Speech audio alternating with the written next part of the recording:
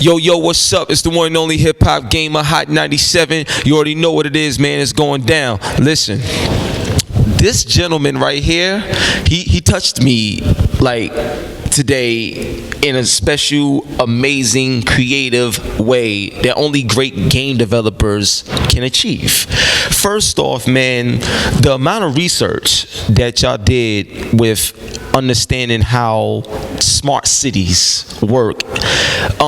Have you ever dealt with situations personally where you was hacked and people took your information and did these things to you? Because it seems personal, but also something that we all need to be aware of. Like, walk us through all of that, and also introduce yourself so they know who you are. Yeah, so my name is Dominic, and I'm a senior producer. Oh, okay, that's easier that way. Thank you. All right, so my name is Dominic Gay, and I'm senior producer on Watch Dogs 2, and it's a pleasure to have you here to try it out. I'm honored to be here. Big shout out to Sarah. She's back there. You don't get a chance to look at her. She's too good for the camera. She look too good. You know what I'm saying? Shout out to my man DNA. You know what I'm saying? You already know he's sitting right here too. So it's good energy right here. Right? Good. Yeah. So you're right. We did a lot of research on hacking, and luckily I wasn't hacked myself. But what was crazy when we start digging into it, we realized that it's not just that our phones or our PCs could be hacked, but it's all the information that's kind of stored on what we do on the net. But even surveillance cameras can record us, what we're doing in the city, what we're doing in our lives,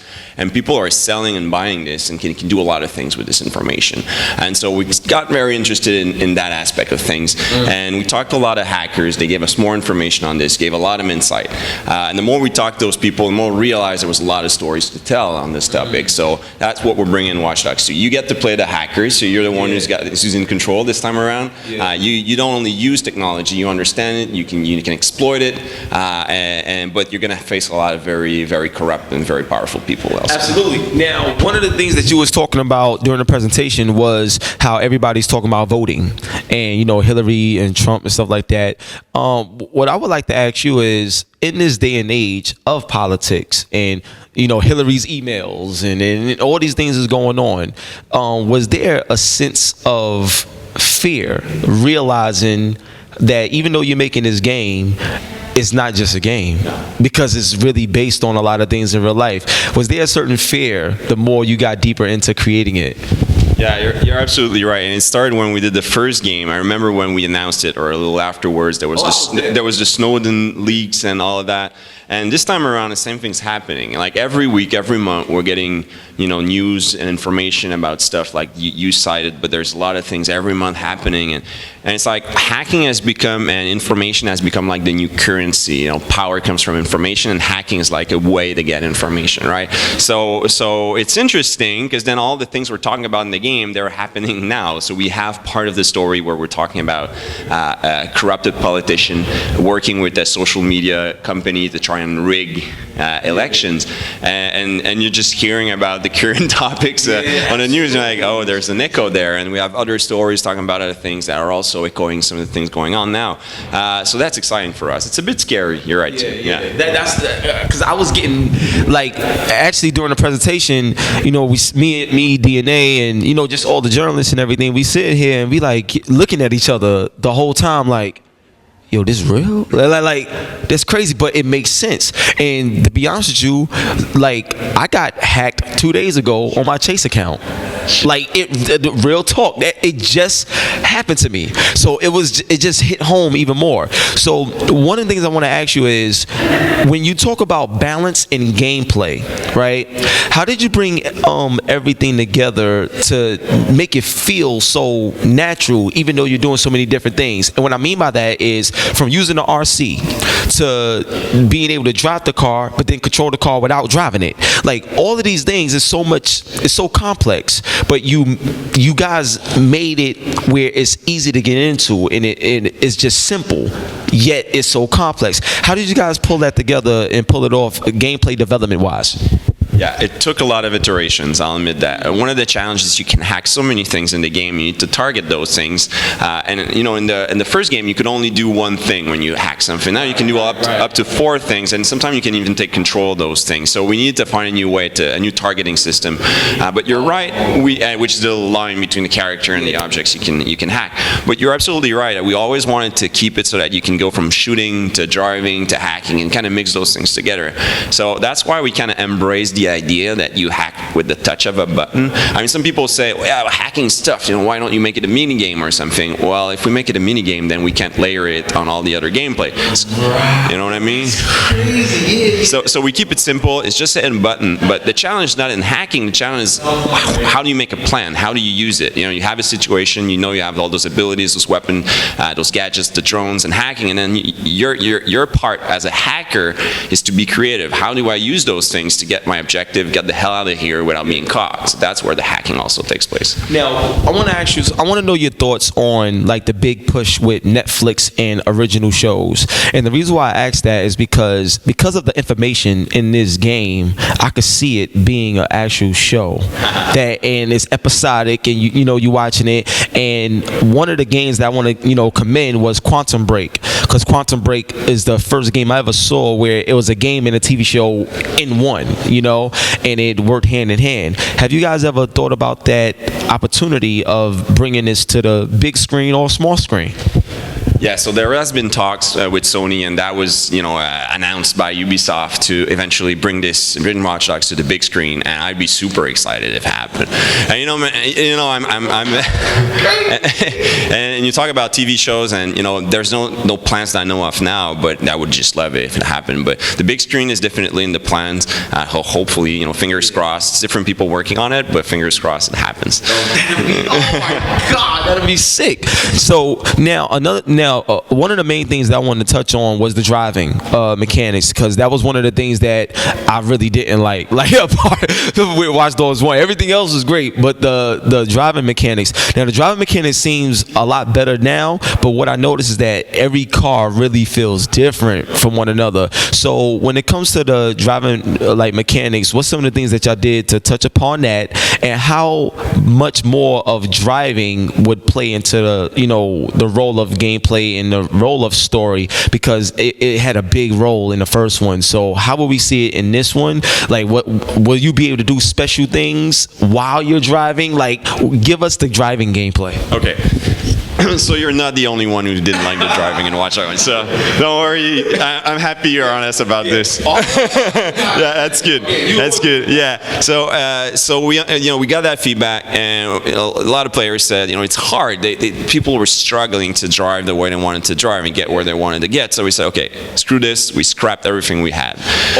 So which took a bit of okay, we worked on this for a couple of years, but people didn't like it. We're scrapping it, and we got a chance to work with Reflection Studios. Been making driving games for 20 years. They made. I know y'all.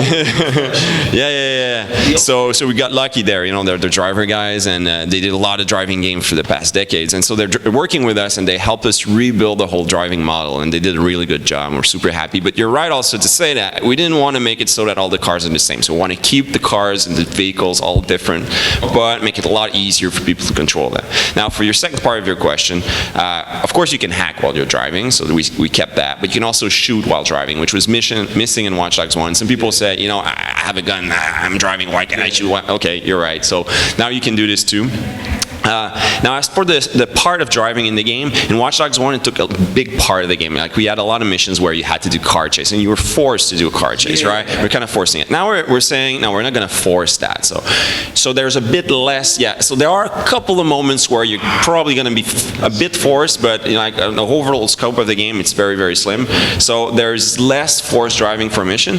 And also we have a quick travel system. So I guess that's the thing. Our game world is super big, and people were saying, if I have to travel all the time, it takes a while to get somewhere. So we also have a quick travel system that lets you move around a lot more easily around the city. Oh, that's crazy. So now, when it comes to customization, a game like this needs it, like in my opinion, because it's just so open. And so, what are your plans for like customization? And then on top of that, when it comes to multiplayer, I love how you guys separated everything, so you know exactly what it is, you know, with the colors. Now, when it comes to multiplayer, like on top of customization, me personally, DNA will tell you, we just had the most amazing moment demonstrating the game just now. So I'm up here playing. I joined, like somebody joins my game, and I start talking to them, and they like, "Yo, where you at?" "Oh, I'm in the car." Then we get in the car. It's unbelievable, dog. Like, it is so crazy how you guys, you know, was able to pull this together seamlessly like that. Here's the tough question though. When you look at something like that, and then fans look at something like Grand Theft Auto and stuff like that, the comparisons is going to be made. What do you say about Watch Dogs when people bring up Grand Theft Auto in the same sentence?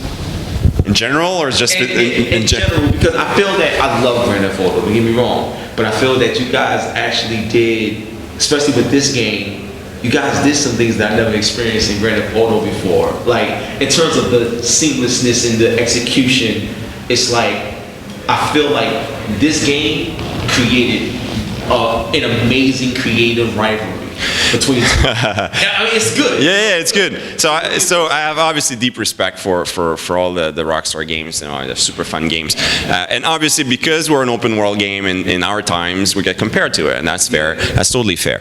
But we're a different game. I mean, we're about hacking, totally different kind of fantasy than their games. In terms of online, we're all about seamless now. So in Watch Dogs 1, we tried a lot of different things with online, and I think we hit something really awesome with the fact of blending multiplayer and single player, which we're, I think, we're the only ones doing it for action adventure games. So the fact that you can be playing single player on the city, you kind of hear a noise. What is this? You go and look, and it's another player. And the only way you know it's another player is because of the gamer tag. It's just a funny story. The first time I experienced it for real, that was not just a test. I was at the office. I was playing off the production build. I was trying to get on the rooftop because there was something that I wanted to get, and I hear a crash. I'm like, oh, an AI bug for sure. It's an AI bug. The traffic system is broken again. So I run and I see it's a big fire truck and it's ramming in a truck. I'm like, what's going on? It's not the AI, because I saw the gamer tag. It was another dev who was testing something in physics. Wow. And I was like, oh, okay, there's something here. There's something about having surprises made by other players inside your city, right? So it changed the whole feel, and you know what it did? You know what it did? It made fun matter more. Yeah. In the game. Yo, hold up. That's so bad. That's pretty good. Can I quote you? Fun matters more. Like, yo, it really made it that much more fun. But when it happens, it's speechless. Like, you can't explain it. It's something that you have to experience to understand the joy of why we love games, period. It redefines why we play. And I think your point on customization is right. I mean, you have customization in a single-player game. It's cool because you can dress your character like you want. You can put, maybe car paints on your car. But as soon as other players see you, it's more important because, well, now it's your look, right? Now it's relevant because it's actually how people will perceive you. Yeah. So we realized that there was a lot of value in bringing that in the game. But I will say this: for people who don't want to have other players in their game, it's all going to be customizable. So you can turn it off if you want. Oh, gotcha. All right, so now you got to hold the belt for the few remaining questions that I have. Oh, hell yeah, it's heavy. So the few remaining questions that I got left, we gotta you gotta hold the belt for it. Okay. Now, you got it. I don't want to break it. No, it's all right. No, wait. Let me help you out. See, that's how The Rock holds it. So we got like this. Get the show. All right, he good. We hooked him up. All right. So now with PS4 Pro, right, doing online, doing the graphics, and just open world gameplay, period, right? What would Watch Dogs 2, like, what will it be running at? Is it 1080p 60? Is it 4K 30? What has the PS4 Pro truly provided you that when people get it November 10th, they be like, yo, like, I got the PS4 Pro, I just got Watch Dogs 2, and you call your friend like, yo, son, like, I know you got Watch Dogs on PlayStation 4, but you gotta see it like this. what are y'all doing that's going to bring that significance to the Pro? All right, so there's two things, and the first time I saw it, I was surprised, I'll be honest, because I didn't think it would make that big of a difference, but having it in 4K, if you got a 4K TV, so you need the TV to go with it, it's just nuts. It's just nuts because, you know, you have those big views, those big vistas around the bay, and then you get all the little details in the distance. It's really, really cool. So all the building, architecture, they just pop very far off in the distance. So that's really cool in itself. So if you have a 4K TV, it makes it shine, that's for sure. And then, you know, with a game like Watch Dogs, if you want, you can just, you know, you can really challenge the system. If you want, you can take 50 cars, bring them in a street corner and blow them up, you know, it's crazy stuff like that. So for the frame rate, sometimes there's a situation where it's really hard to keep it stable. But on PS4 Pro, it's just, you know, that much more powerful that will always be stable. So it's a more stable performance. Because you said something, listen, you said something powerful, because you had said 50 cars. Is that a realistic, like, way of looking at it? Like, you could have that much happening on screen and the frame rate is still great on PS4 Pro?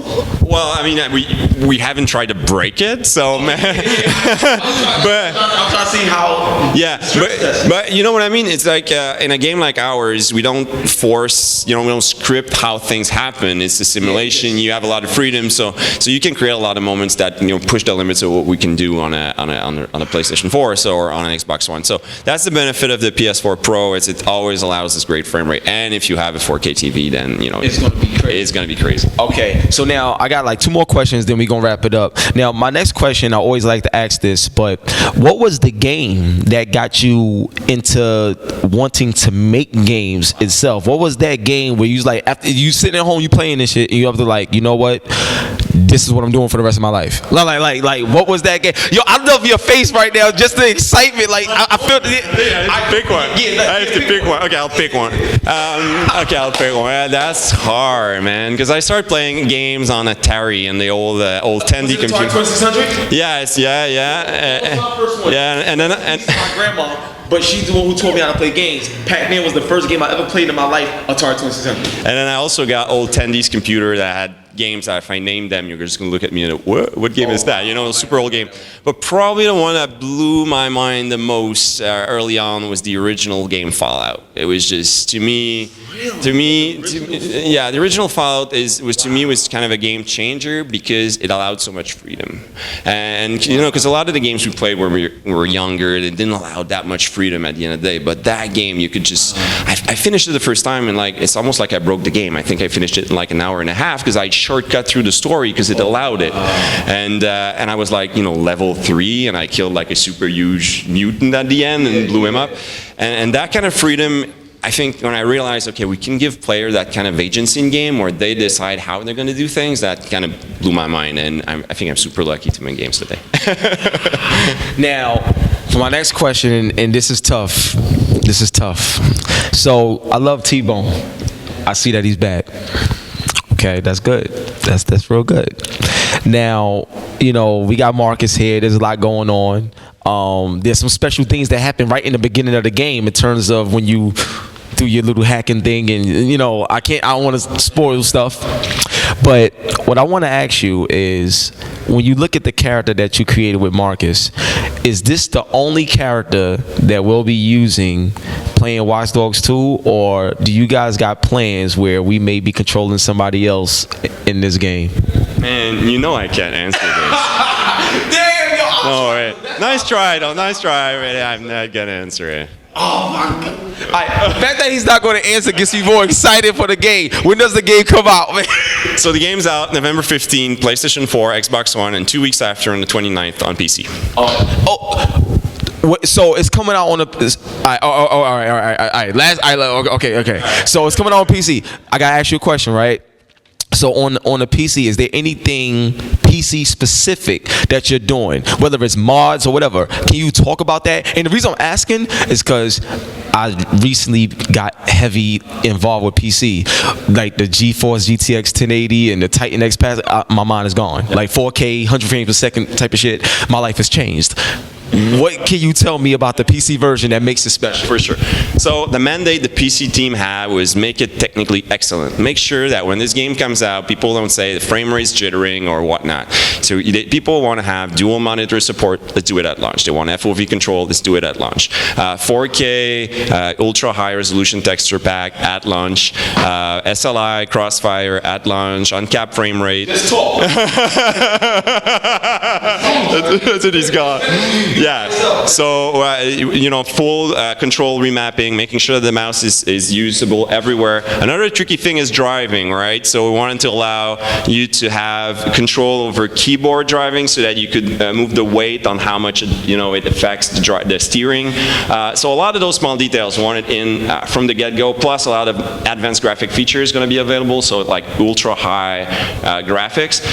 So I mean, I'm not saying we're just going to support ultra high. You're also going to have if you have good rig, it's going to run well. But we're going to scale up if you have that kind of beast to play on. Give me a hug. I just need a hug right now. Pleasure, man. Look, man, it's your boy Hip Hop Gamer, Hot 97, November 15th, and it's over. That's it. Peace, man. God bless. We out. Oh my God, son.